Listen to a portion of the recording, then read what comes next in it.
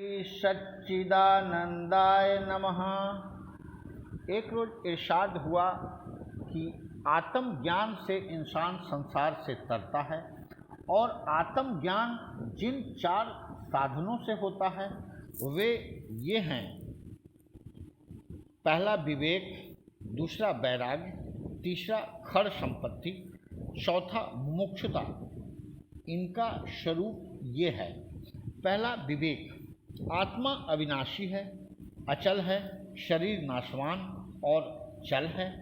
इसी का नाम विवेक है, यानी सत और असत की तमीज यानी पहचान।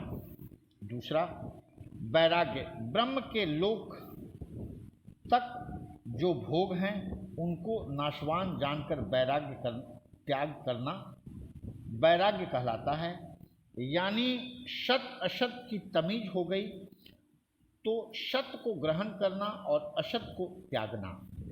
तीसरा खड़ संपत्ति। इन 6 साधनों का नाम है शम, दम, उपरति, तितिक्षा, श्रद्धा, समाधान। मन को विषयों की तरफ से रोकना शम है, इंद्रियों की वृत्ति को रोकना दम है, प्राप्त हुए विषयों का त्याग करना उपरति है, यानी विषयों से श्री यानी तृप्ति हो जाना। निंदा, स्तुति, प्यास, भूख, मान अपमान का सराहना तितिक्षा है। संत, गुरु और शास्त्र के कौल यानी वचन पर यकीन और एतकाद का होना श्रद्धा है। सतगुरु ने जो उपदेश किया है उसको कभी न भूलना समाधान है। चौथा मुमुक्षुता। संसार के बंधन से मैं कब छूटूंगा, यह इच्छा हर वक्त दिल में होनी मुमुक्षुता है। इस यथार्थ ज्ञान का स्वरूप अपने आप को देखना और जानना है। यह विचार से होता है। विचार यह है कि 5 विषय, 14 देवता, 14 इंद्रियों, तीनों शरीर, तीनों अवस्था, 5 कोश, 3 अभिमान, इन सबका मैं जानने वाला और सबसे तैयार और सबका साक्षी हूँ। जो साक्षी है वही मेरा स्वरूप है। तत् ईश्वर को कहते हैं और त्वम जीव को कहते हैं। बाज कर एकता नहीं बनती, लक्ष्य कर एकता बनती है। जगत की उत्पत्ति करना, पालन करना, संहार करना, सर्वज्ञ, सर्वशक्ति संपन्न, अंतर्यामी, यह ईश्वर का बाज है। सत चित आनंद लक्ष्य है। जीव का बाज इंद्रियां, प्राण, मन, बुद्धि, स्थूल व सूक्ष्म कारण अल्पज्ञ हैं। सत चित आनंद लक्ष्य है। गोया जो ईश्वर सत चित आनंद है वही सत चित आनंद जीव है, इसमें भेद नहीं। एक रोज इरशाद हुआ कि क्षमा तो सब करते हैं मगर धर्म विचार कर नहीं करते, बल्कि काम, क्रोध, लोभ, मोह में फंसकर करते हैं। घर के सुख को भी बहुत लोग छोड़ देते हैं मगर संतोष से नहीं छोड़ते, बल्कि व्यवहार, व्यापार वगैरह के वश होकर छोड़ते हैं। सर्दी, गर्मी, हवा, बारिश की तकलीफ भी सहते हैं मगर तपस्या के तौर यानी रूप पर नहीं, बल्कि रात दिन अनेक उपाय करके दौलत जमा करने के लिए दर बदर मारे फिरते हैं। धन जमा करने का ध्यान करते रहते हैं, परमेश्वर का ध्यान नहीं करते। तपस्या के कितने काम मुनियों ने किए, वे सभी बड़ी कोशिश से किए जाते हैं मगर उनके कलों में ठगे जाते हैं। यानी क्षमा, तप वगैरह साधुओं के से कर्म करने से मुनियों को तो ब्रह्मलोक की प्राप्ति होती है और क्षमा वगैरह बहालते मुक्तिला यानी प्रवृत्त होने की दशा करने के इवज यानी बदले में नरक मिलता है। एक रोज इरशाद हुआ कि जिस्म यानी शरीर एक गाड़ी है, रूह यानी आत्मा इस पर सवार है, हवास यानी इंद्रियां घोड़ों की तरह इसमें जुटे हैं, मन गाड़ीवान है, ये घोड़े रूह को महसूसात यानी अनुभूतियों की तरफ खींचे लिए जाते हैं। अगर गाड़ीवान को घोड़ों की रोकथाम पर काबू नहीं तो ये मुहजोर घोड़े सवार को महसूसात यानी अनुभूतियों के खारजार यानी झाड़ झांखड़ में जा डालते हैं, जहाँ बिना यानी बिल्ला तमीज नेकोबद यानी भले बुरे महसूसात मरगूब यानी मनवांछित में मुस्तगरीक यानी मग्न तल्लीन हो जाता है। मगर जब मर्ज मुसीबत अफलास यानी दरिद्रता रंज वगैरह का तूफान आता है तब उसको इल्म होता है कि हर शय आलम मादी यानी भौतिक संसार में मुतगैर यानी परिवर्तनशील और फ़ानी यानी नश्वर है, जो हवासे जाहिरी यानी दुनियावी अनुभूतियाँ की राहत को छोड़कर हवासे बातनी यानी आंतरिक अनुभूतियाँ की तरफ मुतवज्जह यानी प्रवृत्त हो जाता है। लेकिन रूह को यहाँ भी इत्मीनान यानी संतोष नहीं, क्योंकि महसूसात न सही तसव्वुरात यानी ख्यालों का कांटा खटकता है और अदम यानी न होना इत्मीनान और शांति से रूह को यह इल्म होता है कि यह राह भी राहते दायमी यानी शाश्वत आनंद को नहीं पहुँचती। हजारों जतन और कोशिश करता है, मगर जब हर तरह से वजाए राहत तकलीफ़ ही नज़र आती है तो उस वक्त इसको इल्म होता है कि लज्जाते हिसी यानी इंद्रिय सुख व मजाके जहनी यानी मानसिक सुख दोनों खारी ज़यात यानी त्याज्य से हैं और फिर बातीन यानी अंतर की तरफ दौड़ता है। अलबत्ता यहाँ आगाज़े सुकून यानी शांति का आरंभ नज़र आता है और राहते असली यानी मूत आनंद की झलक दिखाई देती है। उस वक्त उसको बाकी यानी अमर और फ़ानी यानी नश्वर की तमीज़ होती है। इसी तमीज़ को सत और असत का विवेक कहते हैं। जब विवेक सत और असत की तमीज़ कर लेता है तो असत यानी फ़ानी से उसको नफ़रत हो जाती है, जिसको वैराग्य कहते हैं। इसकी 4 किस्में हैं: शमशान, लखौटा, मंद और दृढ़। पहला शमशान वैराग्य वह है जो किसी शख्स के दफन करने या जलाने के वक्त हमराहियों के दिल में पैदा होता है और शगरी यानी सारी दुनिया व माफिया यानी कुल संसार हैच यानी तुच्छ मालूम होती है और जापे खुदा के सिवा किसी की वका यानी स्थायित्व नज़र नहीं आती। नफूल इस ऐसे दुनिया पर कि यह सब चंद रोज़ा है, तुम्हें जाना वहाँ पर है जहाँ सबका ठिकाना है। थोड़ी देर को दुनिया की मोहब्बत दिल से दूर हो जाती है और इधर मुर्दे को दाब या जलाकर वापस आए और अपने दुनियावी मशगलों यानी रुचियों में मशरूफ़ यानी व्यस्त हो गया, फिर वही हिसी लज्जात यानी वासनात्मक आनंद हैं और वे हैं। ये अदना यानी घटिया किस्म का बैराग है। दूसरा लखौटा बैराग वह है जो किसी मुसीबत के पेश आने पर पैदा होता है। जब तक मुसीबत का सामना रहता है यह बैराग भी रहता है। जब मुसीबत दूर हो जाती है यह बैराग भी रफ्ता रफ्ता दूर हो जाता है और इंसान फिर उन्हीं लजा यजे नफशानी यानी इंद्रिय आनंद और कारोबार दुनियावी में मशगूल हो जाता है। जैसा मुसीबत से पहले गाफिल व बेखबर था वैसा ही फिर हो जाता है। कैद भी यहाँ कुछ नहीं और छूट भी सकते नहीं। वाह वाह इस दाम को और आफरी शयाद को।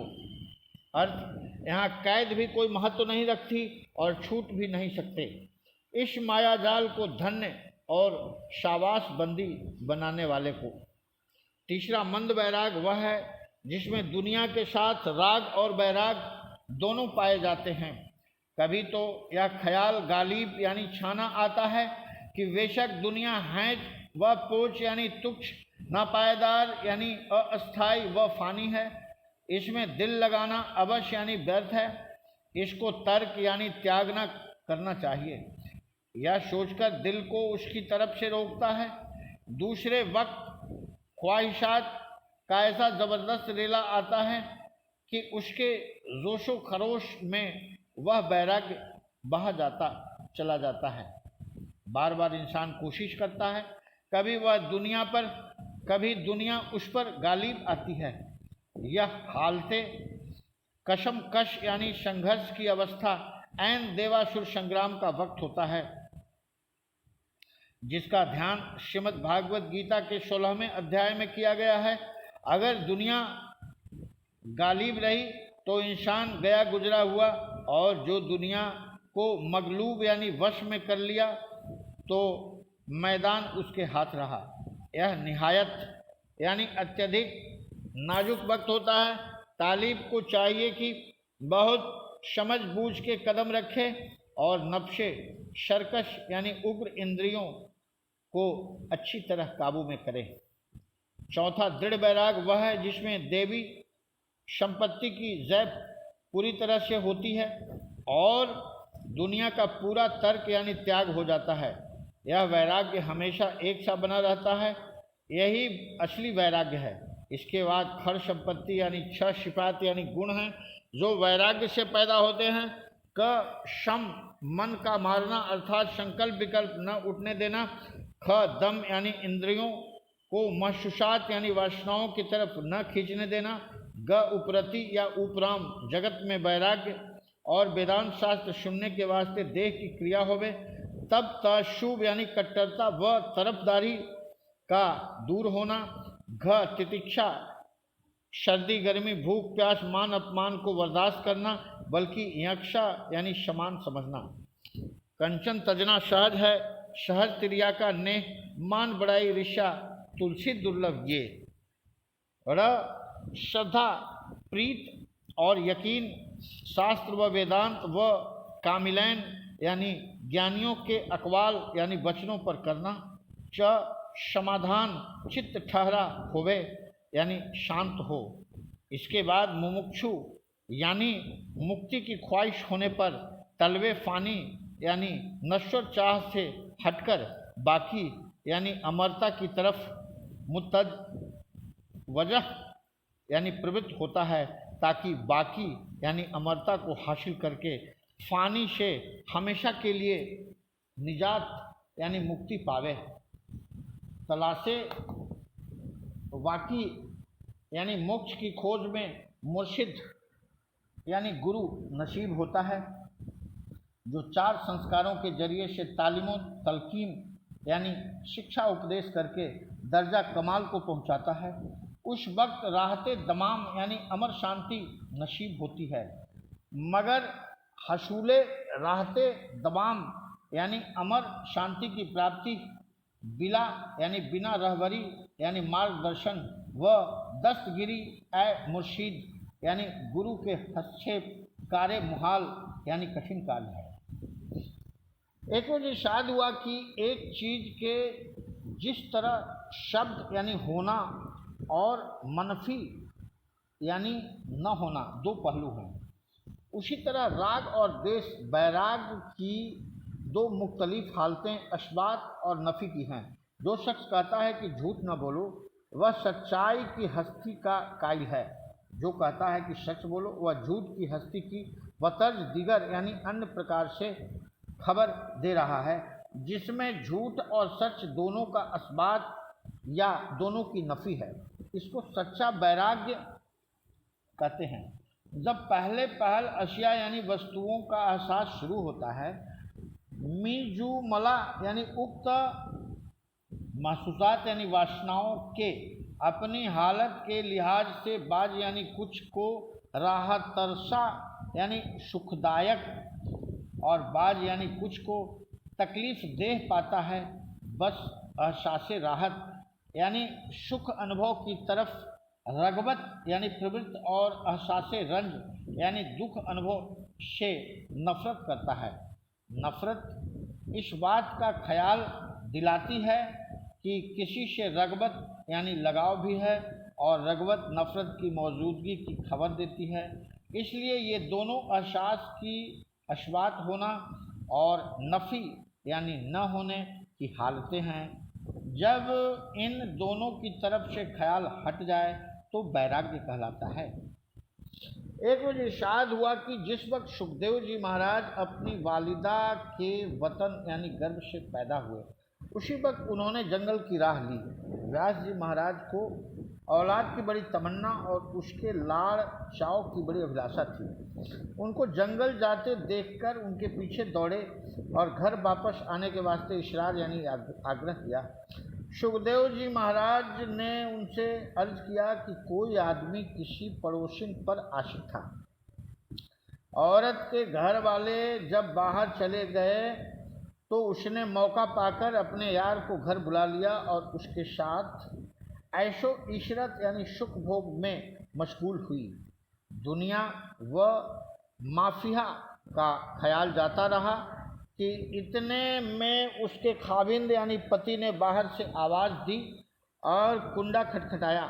औरत यार को छोड़कर कुंडा खोलने चली तो उसके हवास वागता हुए कहने लगा कि पहले मुझको कहीं छुपा दे तब दरवाज़ा खोलना। औरत ने कहा कि और कोई जगह तो है नहीं, अलबत्ता यह संडास है, इसमें उतर जाइए। वह बेचारा डर के मारे संडास में उतर गया। औरत ने दरवाज़ा खोलकर अपने खाविंद को बुला लिया। वह घर में आकर पखाना गया और घर के सब आदमी भी टट्टी गए। सब गिला जत यानी गंदगी उस आशिके जार के सिर पर गिरती रही। चूँकि संडास की खिड़की बाहर से बंद थी इसलिए निकल न सका। एक दिन और रात में गलाजत में अटा पड़ा रहा। दूसरे दिन सुबह जब मेहतरानी ने संडास खोली और उस आदमी को पहचाना तो उसने बड़ी मिन्नत समाजत करके पीछा छुड़ाया और कुछ देना लेना करके उससे इकरार यानी वचन कराया कि इस हरकत का किसी से तज़किरा यानी चर्चा न करे। वहाँ से निकलकर बेचारा घर आया और स्नान करके अपने मकान की छत पे चढ़ा। उधर वह औरत भी अपने कोठे पर आई और उस आदमी को इशारे से अपने मकान में आने को कहती है। यह कहकर सुखदेव जी ने पूछा कि अब फरमाइए, क्या वह शख्स फिर उस औरत के घर जाना पसंद करेगा, और अगर बिलफर्ज वह जाना पसंद करे तो आप उसको क्या समझोगे? व्यास जी ने फरमाया कि ऐसी तकलीफ झेलकर वह हरगिज यानी कदापि न जाएगा, और अगर जाए तो उससे बढ़कर मूर्ख कोई नहीं। सुखदेव जी ने जवाब सुनकर अर्ज किया कि इंसान की वजिंसा यानी सर्वथा यही हालत है। इस दुनिया की मोहब्बत में फंसकर बार बार जन्म लेता है और हर दफ़ा जन्म लेते वक्त 9 महीने तक गिलाजत में रहना होता है और वही उसकी खुराक होती है। अब परमात्मा की कृपा से उससे बाहर आया हूँ तो आप फिर मुझको उसकी तरफ रजुआ यानी प्रवृत्त करते हैं। भला इन तकलीफ़ यानी कष्टों को झेलकर मैं कैसे उस तरफ रुख करूं? यह कहकर सुखदेव जी जंगल को सिधार गए। एक रोज लाला विशंधाराम ने अत्यंत नम्रता से अर्ज किया कि श्री महाराज वैराग्य कैसे पैदा होता है? हुजूर यानी श्रीमंत ने फरमाया कि मिथ्या दृष्टि और अत्यंत शोक यानी दुख से। मिथ्या दृष्टि एक तो विवेक से पैदा होती है, यानी इंसान को जब सत और असत का हाल मालूम हो जावे तो फिर असत की तरफ से नफरत पैदा हो जाती है। सत्संग करने, महापुरुषों के कलाम यानी प्रवचन सुनने, उनके दर्शन करने, उनके हालात पढ़ने और मुकद्दस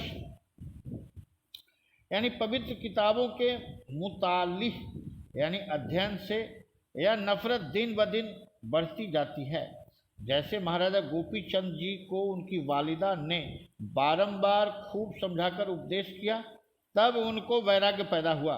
ऋषभ देव महाराज के 100 लड़के पैदा हुए। उस वक्त उन्होंने विचार किया कि दुनिया के तमाम सुख भोग लिए, अब राजकाज छोड़कर भजन करना चाहिए। उनके 9 लड़के भी वैराग्य की वजह से राज को छोड़ गए और फिर 9 सिद्धों के नाम से प्रसिद्ध हुए, जिनकी सत्संग की कथा सुनकर राजा जनक को वैराग्य पैदा हुआ। दत्तात्रेय जी ने 24 गुरु किए और उनकी बातों से इबरत यानी शिक्षा हासिल की। बाज यानी कुछ आदमियों को पुराने संस्कारों से यकायक एक लफ्ज सुनने या एक हालत देखने से ही फौरन यानी तुरंत ऐसा वैराग्य पैदा हो जाता है जैसे बारूद में आग लगा दी। जैसे ध्रुव जी महाराज को अपनी सौतेली माँ की यह बात सुनकर ही कि अगर तुमको राजा की गोद में बैठना था तो मेरी कोख से जन्म लेते, ऐसा वैराग्य पैदा हुआ कि बचपन में ही सब कुछ छोड़कर चले गए। नारद जी महाराज ने भी हरचंद समझाया मगर वापस न हुए। महाराजा भर्तृहरि जी अपनी प्यारी स्त्री श्याम देवी की एक हरकत देखकर ही मुतनफ़र यानी उदासीन हो गए। पिंगला ने सिर्फ दत्तात्रेय जी महाराज का दर्शन किया था, उसके प्रताप से ही ऐसा वैराग पैदा हुआ और ऐसे दर्जा को पहुंची जो बड़े बड़े महात्माओं को नसीब न हुआ कि खुद दत्तात्रेय जी ने उसकी तारीफ लिखी और उसको गुरु धारण किया। दक्षिण देश में एक तवाइफ यानी वैश्या को वैराग्य हुआ। वह नाचती गाती मुकुट चढ़ाने मंदिर को गई। मंदिर के करीब जाकर उसको रजोधर्म हो गया, उससे व्याकुल हो गई। उसके वैराग्य को देखकर खुद भगवान की मूर्ति ने सिर झुका दिया और तवाइफ ने ताज पहना दिया। भक्तमाल में कथा लिखी है, वाल्मीकि जी को अपने रिश्तेदारों की बेरुखी देखकर और साफ जवाब सुनकर वैराग्य हुआ। तुलसीदास जी को अपनी औरत की बात सुनकर कि जितनी तुम मुझसे मोहब्बत करते हो अगर परमेश्वर से करो तो तुम्हारा कल्याण हो जावे, वैराग्य हुआ। कुंज बिहारी बाबू बंगाल वाले लबे दरिया बैठे थे कि मल्लाह यानी मांझी ने आवाज़ दी, शाम हो गई है, जिस किसी को पार उतरना हो आ जाओ, फिर नाव नहीं लगेगी। सुनकर ऐसा वैराग्य हुआ कि नंगे सिर और नंगे पांव घर से निकल आए और किश्ती में बैठकर दरिया पार हो गए और वृंदावन आ रहे। एक शख्स एक तमाशा में गया और वहाँ की आरास्तगी और पैरास्त की यानी साज सज्जा देखी, राग रंग नाच तमाशा का ढंग मुलाहिजा किया। दूसरे दिन सुबह जब मेला खत्म हो गया और सब दुकानें उड़ गई तो उस जगह की बिगड़ी हुई वजह यानी हालत और सुनसान मुकाम को देखकर ऐसी इबरत की यह दुनिया भी इसी तरह से है। वहीं से फ़कीर हो गए, घर वापस भी न गए। बाज यानी कुछ अगले संस्कारों से माँ के पेट से ही वैराग्यवान पैदा होते हैं। मसलन प्रहलाद जी महाराज की वालिदा यानी माता को दत्तात्रेय जी ने गर्भवती की हालत में कथा सुनाई और प्रहलाद जी हमल यानी गर्भ में कथा सुनकर वैराग्य को प्राप्त हुए। सुखदेव जी महाराज को पैदा होते ही वैराग्य था। जड़ भरत जी ने जब ब्राह्मण के यहाँ जन्म लिया तो उनको पिछला हाल मालूम था कि हमने सब त्याग कर दिया था, मगर हिरण के बच्चे से प्यार करने से उसके मोह में प्राण छूटे, इससे हिरण का जन्म लेना पड़ा। इसलिए आइंदा किसी से ताल्लुक और संग नहीं रखना चाहिए। दूसरी हालत में अत्यंत शोक यानी दुख पैदा होने से वैराग्य हो जाता है। जैसे दोस्तों की नफरत, रिश्तेदारों की बेरुखी, दौलत गुम हो जाने या किसी अजीज रिश्तेदार और प्यारे दोस्त की यकायक फौत यानी मरने और गुम हो जाने से, जैसे जल जला या आग लग जाने से वगैरह। और भी ऐसे बहुत से वाक़ात यानी घटनाएं होते हैं जिनसे बैराग पैदा हो, बल्कि मज़कूरा बाला यानी उपयुक्त हालतों और सूरतों में से किसी वजह से या उसके अलावा और भी हालत या सूरत से नफरत और वैराग्य पैदा हो सकता है। एक रोज इरशाद हुआ कि किसी जगह एक अच्छे बुजुर्ग महात्मा रहते थे। वहाँ के औरत और मर्द सब उनकी कदम बोशी यानी चरण चूमने को जाते। किसी अयाश आदमी को यह देखकर बड़ा रश्क यानी ईर्ष्या हुआ और कहने लगा कि यह बाबा काहे का है, बिल्कुल विषयी है, इसका आश्रम हर वक्त परिस्तान बना रहता है, चलो आज हम भी आंखें सेकेंगे। जब यह बाबा जी के पास गया तो उन्होंने उससे मुखातिब यानी संबोधित होकर पूछा कि क्यों भाई, कैसे दर्शन दिए, जो कुछ तुम्हारा मुद्दा यानी उद्देश्य आशय हो तो कहो। उसने फौरन कह दिया कि हम तो फला अमीर की लड़की पर फिदा हैं, मगर वहाँ हमारी रसाई यानी पहुँच नहीं, अगर आप किसी तरह से उससे मिला दें तो यही हमारी गरज यानी स्वार्थ और यही मतलब है। महात्मा ने कहा, यह क्या बड़ी बात है, तुम यहीं बैठे रहो, अभी वह लड़की यहाँ आवेगी, हम उसको तुम्हारे साथ कर देंगे। यह सुनकर उसकी तो बांझ खिल गई और मगन होकर बैठ गया। थोड़ी देर में उस लड़की के माँ और बाप उस लड़की को लेकर बाबा साहब की जियारत यानी दर्शनों को आए। चूँकि बाबा साहब के वे बड़े मातकट यानी श्रद्धालु थे, इसलिए महात्मा ने उनसे कह दिया कि आज इस लड़की को यहीं छोड़ जाना। वे लड़की को वहीं छोड़ गए। जब रात हुई तो महात्मा ने उस आदमी को बुलाकर लड़की उसके सुपुर्द कर दी और कह दिया कि लो जाओ, रात भर जो चाहे मज़े उड़ा लो, क्योंकि तुम्हारी जिंदगी की यह आखिरी रात है, सुबह दम तुम मर जाओगे। यह सुनकर तो उसके होश जाते रहे,